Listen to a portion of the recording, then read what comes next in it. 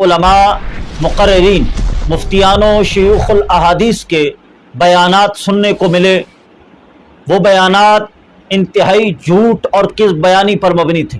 ان بیانات پر انشاءاللہ الرحمن اگلی اقساط کے اندر تبصرہ کیا جائے گا۔ آج کے درس کے اندر فقط ایک بات پیش کرنی ہے۔ ان بیانات کے اندر ایک جملہ بولا گیا کہ پاکستان نظریہ اسلام پر بنایا گیا۔ پاکستان بنانے کا مقصد ہی یہ تھا کہ اس کے اندر اسلام کا قانون نافذ کیا جائے گا۔ میں پوچھتا ہوں، یہ سوچ کس کی تھی؟ یہ نظریہ کس کا تھا؟ عوام کا یا قائدین کا؟ اگر کہو قائدین کا یہ نظریہ تھا اور قائدین یہاں پر اسلام کا قانون نافذ کرنا چاہتے تھے، تو میں کہوں گا قائدین کے سربراہ قائد اعظم محمد علی جناح نے تو واضح لفظوں میں 11 اگست 1947 کے اندر ریڈیائی تقریر کے اندر بیان دیتے ہوئے کہا تھا کہ پاکستان کا آئین جمہوری ہوگا اور یہاں ملاؤں کی حکومت ہرگز نہیں ہوگی۔ اور یہ اس کا بیان، اس کے خطاب اور تقاریر پر مبنی جتنے بھی مسودے چھاپے گئے ان تمام کے اندر موجود ہے۔ اور میرے پاس ایک رسالہ آکسفورڈ یونیورسٹی کا چھپا ہوا قائد اعظم نے فرمایا، اس کے اندر بھی یہ بیان موجود ہے۔ اور یہ دوسری کتاب قائد اعظم بحیثیت governor general Punjab text board سے چھپ کر آئی ہے، اس کے اندر بھی موجود ہے کہ محمد علی جناح نے واضح لفظوں میں کہا تھا کہ پاکستان کا آئین جمہوری ہوگا، یہاں ملاؤں کی حکومت ہرگز نہیں ہوگی۔ اور اس کے صفحہ نمبر 84 پر لکھا ہے کہ مسٹر جناح سے پوچھا گیا کیا آپ اسلامی ریاست قائم کرنا چاہتے ہیں؟ تو محمد علی جناح نے جواباً کہا، احمقانہ، میں ایک ماڈرن جدید ریاست قائم کروں گا۔ یعنی بے وقوفانہ سوال مت کرو، یہاں پر جو ریاست میں قائم کرنا چاہتا ہوں وہ سیکولر اور لبرل ہوگی۔ ثانیاً میں پوچھتا ہوں، اگر پاکستان نظریہ اسلام پر بنایا گیا ہے تو اس کا پہلا وزیر قانون جوگندر ناتھ آف بنڈل کیوں مقرر کیا گیا جو کہ ہندو تھا؟ پہلی بات تو یہ ہے کہ اسلام کے اندر قانون بنانے کے لیے کوئی وزیر مقرر نہیں کیا جاتا، بلکہ علماء کرام قانون بتاتے ہیں اور قاضی حضرات قانون نافذ کرتے ہیں۔ قانون بنانے کے لیے کوئی وزیر مقرر نہیں کیا جاتا۔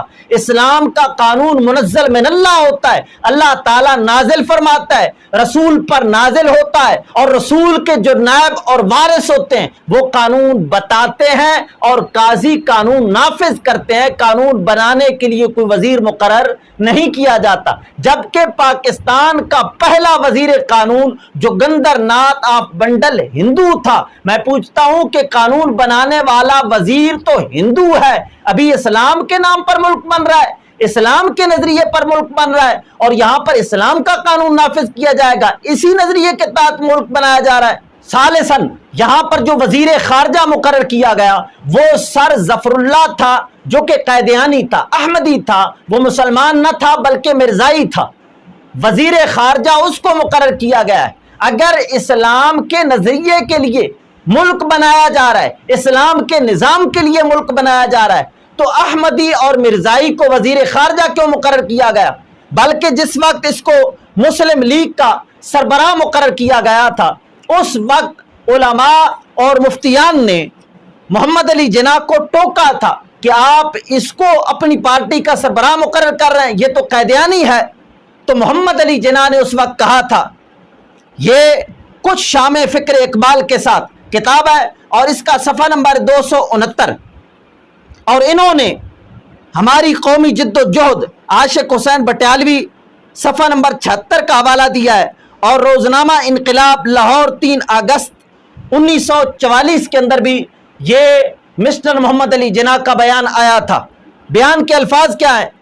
محمد علی جناح نے کہا، میں اپنی اور اپنی پارٹی کی طرف سے سر ظفر اللہ خان کو ہدیہ تبریک پیش کرنا چاہتا ہوں، وہ مسلمان ہے اور یوں کہنا چاہیے کہ میں اپنے بیٹے کی تعریف کر رہا ہوں۔ بتائیے، جس پارٹی کا سربراہ قادیانی ہو اور اسی کو پھر وزیر خارجہ مقرر کیا جائے، یہ ملک نظریہ اسلام پر بن رہا ہے۔ اور رابعاً یہ کتاب ہے میرے ہاتھ میں، پاکستان اور دنیا میں کون کیا ہے، یہ نصابی کتاب ہے اور کون کون سے اداروں کو پڑھائی جاتی ہے؟ CSS, PCS, PMS, PPSC, NTS, FIA, police, Pakistan army, Pakistan navy, Pakistan air force, State Bank of Pakistan, واپڈا، اور ان سب کو یہ کتاب پڑھائی جاتی ہے۔ وہ امتحان دیتے ہیں، اس کتاب کا پاس ہوتے ہیں تو پھر ان کو عہدہ ملتا ہے۔ اس کے صفحہ نمبر پورا 100 پر پاکستانی حکمران یہ عنوان باندھا گیا ہے، اور یہ وزیر قانون اور وزیر خارجہ کی جس کی میں نے بات کی ہے، اس کا بھی صفحہ نمبر 2 پر انہوں نے ذکر کیا ہے۔ اور صفحہ نمبر 100 پر کیا لکھا ہے؟ پاکستان کا پہلا بادشاہ کون تھا؟ کہتے ہیں پہلا بادشاہ شاہ جارج ششم 14 اگست 1947 کو بادشاہ بنا اور 1952 تک یہ بادشاہ رہا۔ 1947 کے اندر ملک آزاد ہو گیا، انگریزوں سے کہتے ہیں آزاد ہو گیا، لیکن پہلا جو بادشاہ مقرر کیا گیا 1947 سے لے کر 1952 تک، ابھی بادشاہ انگریز ہی ہے لیکن ملک آزاد ہو گیا۔ ملک آزاد ہو گیا لیکن بادشاہ ابھی تک انگریز ہے۔ میں پوچھتا ہوں کس سے آزاد ہوا؟ انگریز بادشاہ تو ابھی موجود ہے۔ پھر دوسرا بادشاہ ملکہ الزبتھ مقرر ہوئی جو 6 فروری 1952 سے لے کر 23 مارچ 1956 تک بادشاہ رہی۔ 1956 تک سفید کافر انگریز ابھی تک بادشاہ چلتے آ رہے ہیں اور ملک آزاد ہو چکا ہے۔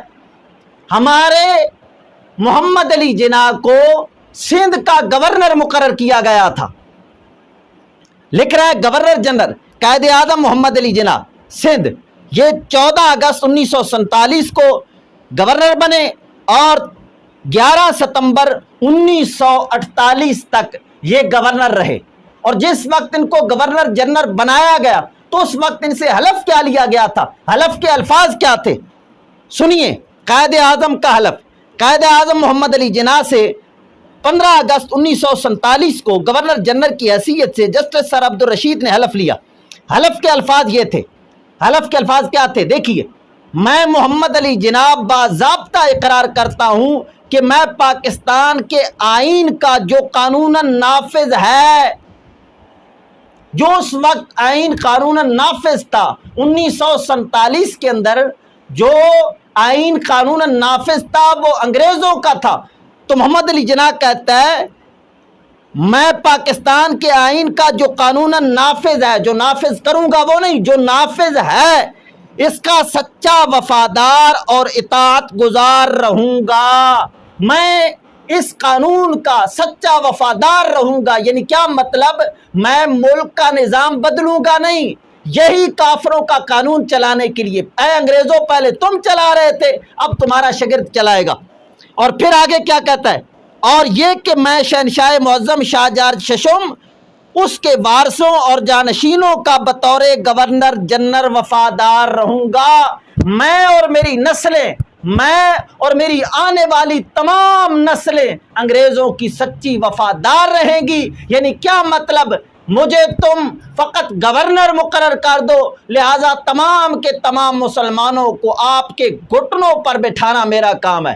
تو بتائیے پاکستان آزاد ہوا تو کس سے؟ اسلام سے یا انگریز سے؟ انگریز تو حاکم موجود ہے، اور ہمارا گورنر جنرل بیان یہ دے رہا ہے کہ میں مسلمانوں کو پکڑ پکڑ کر آپ کا غلام بناؤں گا۔